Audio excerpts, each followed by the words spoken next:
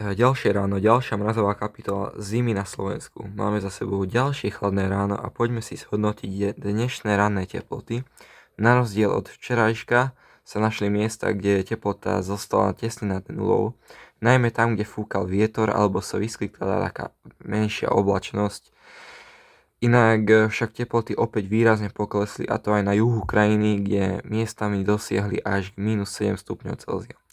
Pozrieme sa na tie najchladnejšie stanice dnešného rána. Rovnako ako včera bolo najchladnejšie na stanici Pusté Pole, kde teplota klesla na -13,7 stupňa Celzia. Podľa dostupných informácií sa tam má črtá potenciál nie že črtá, ale je tam potenciál, že tam je taká tá snehová pokrývka v okolí stanice, ale nie je to isté, len čo som pozeral na webkamerách, tak na miestach, kde nesvietí slnko toľko, tak tam je taká šanca, že tam ostala taká snehová pokrývka a preto sa tam tvoria také také teploty.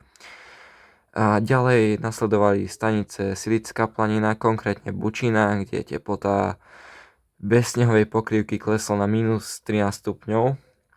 Ďalej máme Silickú planinu, Silická planina, konkrétne Červená jaskyňa, s minimumom -12,7 stupňa Celzia.